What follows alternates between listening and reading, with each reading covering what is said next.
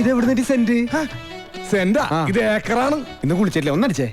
എടബാദൂരി ഇത് ബോധം കെടുത്തണ മരുന്നാണ്. ഇത് അടിച്ചിട്ടുണ്ടെങ്കിൽ ഉണ്ടല്ലോ, പിന്നെ എല്ലാം കഴിഞ്ഞിട്ട് എഴുന്നേക്കുള്ളൂ. ഇതുകൊണ്ട് എങ്ങനെ പോണത്? അത് പറയാൻ പറ്റില്ല. കൊച്ചു കെള്ളി ഉച്ചമയക്കത്തിനാണല്ലേ, ഞാൻ മയക്കിത്തരാം.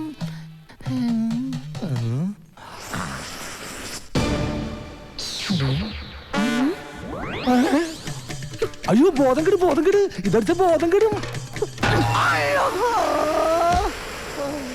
ബോധം കെടാനുള്ള സ്പ്രേ തന്നെ.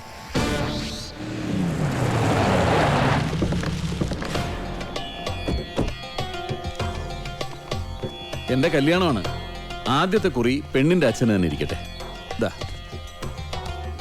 എന്തെങ്കിലും മിഴിച്ചു നോക്കുന്നത്?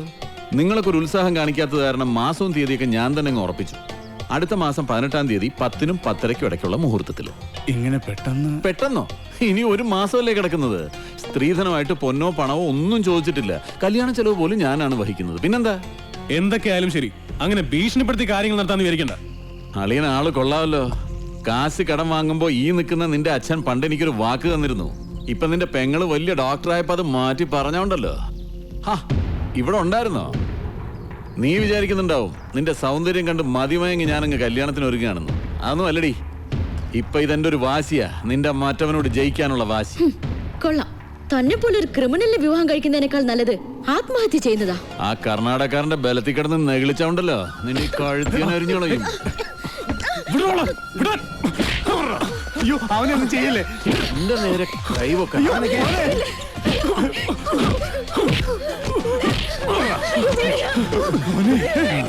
എന്റെ തീരുമാനം പോലെ കാര്യങ്ങൾ നടന്നില്ലെങ്കിലുണ്ടല്ലോ, എല്ലാറ്റിനും ജീവനോടെ കത്തിക്കും ഞാൻ.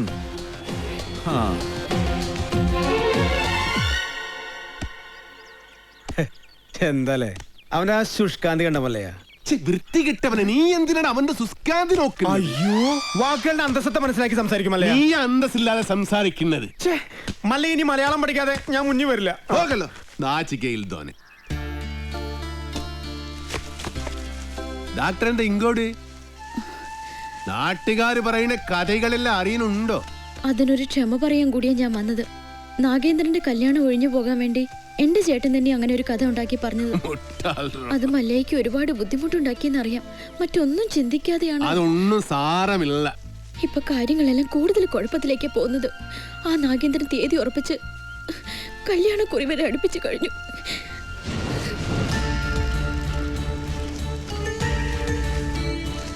അപ്പൊ നാട്ടുകാര് പറയുന്നതിൽ കാര്യമുണ്ട്. കണ്ടില്ലേ? എല്ലാം ശരിയാകും. ലക്ഷ്മിന്റെ ആഗ്രഹം പോലെ എല്ലാം നടക്കും. നിംതി ആഗ്രഹം.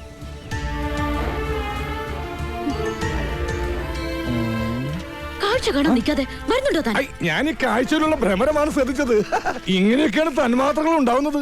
പളുങ്ക് കൊള്ളാല. ഞാനിങ്ങനെ നിന്റെ കൂടെ എപ്പോഴും നടക്കുന്നത് കൊണ്ട് നാട്ടുകാര് ചില പരദൂഷണങ്ങളൊക്കെ പറയുന്നുണ്ട്. സൂക്ഷിക്കണം. എന്താ? അല്ല, ചില നാടുകൾ പറയാ ഞാൻ നിന്റെ വേലക്കാരനാണെന്ന്. ശരിയല്ലേ? ശരിയാണെങ്കിൽ നടന്നോ. അതിനെ തുറപ്പിച്ചു നോക്കണം. എന്തിനാണ്? നമുക്കൊന്നും വിധിച്ചിട്ടില്ല. കേറിക്കോ. വേണ്ട, ഇതിനു മുൻപ് നടന്നു തന്നെ പോയിക്കൊണ്ടിരുന്ന് എല്ലാം പഴയതുപോലെ തന്നെ ആയിക്കോളാം.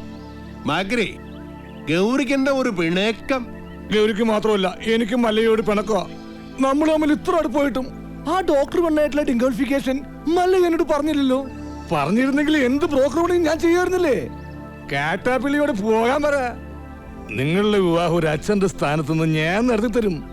കുരവിടാൻ ഈ ഗൗരി ഉണ്ടാവും. ഇല്ല മോളെ? ഏടാ മാക്രി മൂർക്ക, നീ എന്താ വിസാരിച്ചത്? നല്ല പ്രായത്തില് മള്ളയെ പ്രേമിച്ചിട്ടില്ല, പിന്നല്ലേ സീത്ത പ്രായത്തില്. പിന്നെ മള്ളയുടെ അടുത്ത് ആര് സഹായം ചോദിച്ചാലും മള്ളയെ കൊടുക്കും. അത് ലക്ഷ്മി ചോദിച്ചാലും കൊടുക്കും, ഈ ഗൗരി ചോദിച്ചാലും കൊടുക്കും. അല്ലാതെ അതിലൊന്നും ഒരു കാര്യമില്ല.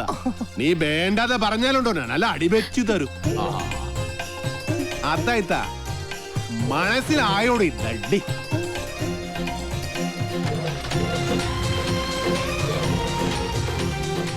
നല്ല ഗൗരി, ഞാനൊരു കാര്യം ചോദിച്ചാ സത്യം പറയൂ. മല്ലയ്യ ഡോക്ടറെ കെട്ടാൻ പോണെന്ന് പറയുമ്പോ നിനക്കെന്താ ഇത്ര വെപ്രാളം ദേഷ്യം? അതുപോലെ അങ്ങേര് വന്നതിനെ ഈ വിശദീകരണമൊക്കെ തരുന്നത്? ഇതിൽ നിന്നും നമുക്കെന്താ മനസ്സിലാവുന്നത്? രണ്ട് മത്സര പിടുത്തക്കാർ തമ്മിൽ സ്നേഹിച്ചാൽ ഇങ്ങനെ ഇരിക്കും. പുറമേ ഗുസ്തി കണ്ടു നിൽക്കുന്ന നമ്മളൊക്കെ മണ്ടന്മാരും.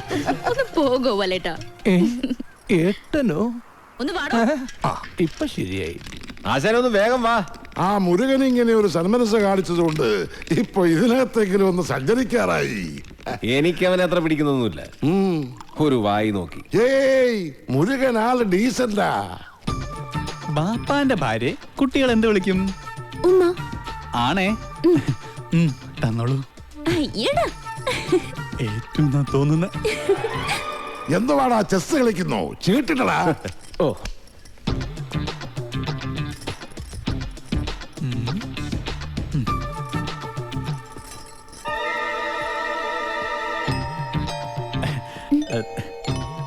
ഉമ്മ തന്നില്ല.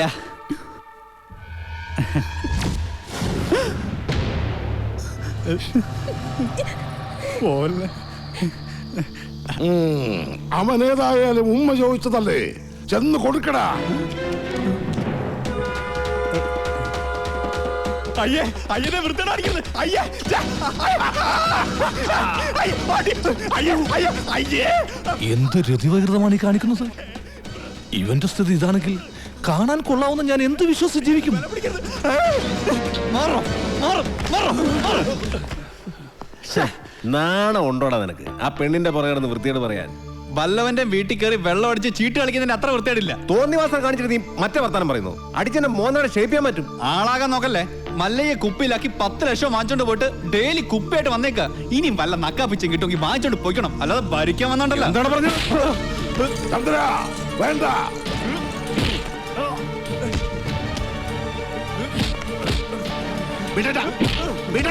വീടാനല്ലേ പറഞ്ഞത്? അവനെ തൊട്ട കൊണ്ണുകളയുണ്ട്. ഓഹോ, അപ്പൊ എന്നെക്കാളും വലുത് മല്ലേക്ക് ഇയാളാണല്ലേ? നൻകെ നീയും അവനും ഒരു പോലെയാ. ഈ വീടിന്റെ പഴയ ഉടമസ്ഥൻ, അല്ലാതെ എന്ത് ബന്ധം മല്ലേക്ക് ഇയാളായിട്ടുള്ളത്? അങ്ങനെയൊക്കെ ചോദിച്ചാ ഈ ഞാനും ആരാ അല്ലേ? പണ്ട് മസനഗുഡിയിൽ തോട്ടം വാങ്ങിക്കാൻ വന്നപ്പോ നിലവിലുണ്ടായിരുന്ന കാര്യസ്ഥന്റെ മോൻ, അത്രല്ലേ ഉള്ളൂ. അങ്ങനെയാണ് നിന്നെ ഞാൻ കരുതിയിരിക്കുന്നത്. ആണോടാ? എന്താ ചന്ദ്ര ഇത്? മല്ല എന്നോട് ക്ഷമിക്കണം. മീനാക്ഷിയുടെ ഇവ മോശമായി പെരുമാറുന്ന കണ്ടപ്പോ പെട്ടെന്ന് ഞാൻ ഓഹോ, എന്നിട്ടാണ് നിന്നെ ന്യായം പറയണത്? മീനാക്ഷി സെല്ലി ചെയ്യരുത് നിന്നോട് ഞാൻ എത്ര പ്രാവശ്യം പറഞ്ഞിട്ടുണ്ട്, മാനകെട്ട മകൻ. മറ്റുള്ള പെമ്പിളാരെ കണ്ട പോലൊന്നുമല്ല അവളെ ഞാൻ കണ്ടതും അടുത്ത് പെരുമാറിയത്. അതിപ്പോ അത്ര വലിയ തെറ്റായി പോയെന്നൊന്നും എനിക്ക് തോന്നുന്നില്ല. മിണ്ടരുത്, കൊള്ളുണ്ടാൻ. മല്ലയ്യ, ഞങ്ങള് കാരണം ഇനി നിങ്ങൾ തമ്മിൽ വഴക്കു വേണ്ട. ഞങ്ങൾ ഇന്ന് തന്നെ ഇവിടുന്ന് ഇറങ്ങിക്കോളാം. പോകേണ്ടത് നിങ്ങളല്ല, ഇവനാ ഇവൻ. അല്ലെങ്കിൽ ഞാൻ പോകാൻ തന്നെ തീരുമാനിച്ചിരിക്കാം. ഇനി പോകുള്ള മുറുക ബാടാന്നൊന്നും പറയാൻ നിൽക്കരുത്. നീ ഇങ്ങോട്ട് വരേതേ പേട. ഇനി എന്റെ പട്ടി വരും. മല്ലേക്ക് ഇപ്പൊ ബന്ധുക്കളൊക്കെ ആയല്ലോ, തളർന്നിരിക്കുന്നതും കിടക്കുന്നതും ആയിക്കോ. എല്ലാവരും കൂടെ ഇവിടെ സുഖമായിട്ട് ജീവിച്ചോ. ഞാൻ ആർക്കും ഒരു ശല്യം ആവുന്നില്ല. ആശാനെ, ഈ വീൽ ചെയർ വാങ്ങിച്ച അന്നേരം നന്നെങ്കിലും കാണിച്ചുകൂടായിരുന്നാ? അവനെ തിരിച്ചു വിളിക്കുമല്ലയ്യ. അവൻ വരും, ഇല്ലിഗേ വരും. ഈ വീട്ടിൽ തന്നെ വരും. ഗൗരി ഉണ്ടാക്കുന്നതെല്ലാം നല്ല ടേസ്റ്റ് ആയിട്ടുണ്ടല്ലോ. ഇപ്പോഴെങ്കിലും സമ്മതിച്ചല്ലോ.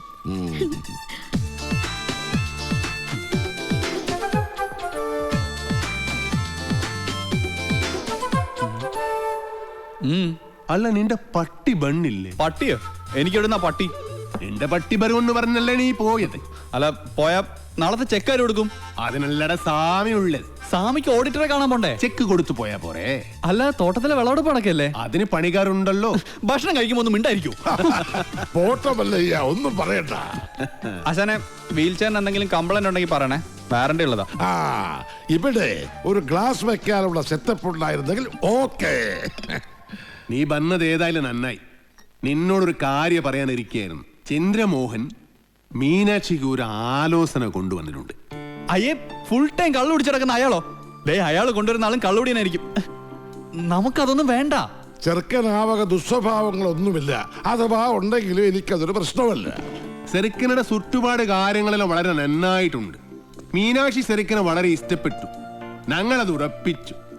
ഇനി മേലെ നീ മീനാക്ഷി ആവശ്യമില്ലാതെ സെല്ല് ചെയ്യരുത് കേട്ടോ.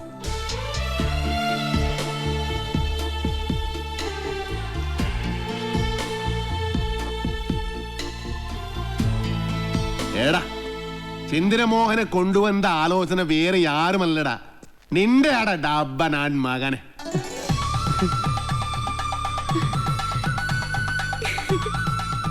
അല്ലെങ്കിലും ഈ ചന്ദ്രമോഹൻ ആള് നല്ലവനാ. പക്ഷേ ഒരു കാര്യം, ഗൗരിയുടെ കല്യാണം കഴിഞ്ഞ് ഇത് നടക്കൂ. മതി, രണ്ടും ഒരുമിച്ച് നടത്താലോ. ദേ അവിടുത്തെ സംസാരമൊക്കെ കേട്ടല്ലോ. ഉള്ളിലോരോന്ന് വെച്ചിട്ട് വെറുതെ ബലം പിടിക്കല്ലേ. ഇത് തന്നെയാണ് പറ്റിയ സമയം. ഞാൻ നിന്റെ മനസ്സിലുള്ള കാര്യം ആശാനോടും മുരുകനോടും പറയാൻ പോവാ. അവര് പിന്നെ മല്ലയായിട്ട് സംസാരിക്കട്ടെ. പറയട്ടെ. ഈ മൗനം ഞാൻ സമ്മതമായിട്ട് എടുത്തോട്ടെ. അല്ല, മല്ലയോട് പറയാനുള്ള സമ്മതം. മുല്ലയ്യ, മുത്തയ്യ, മല്ലയ്യ.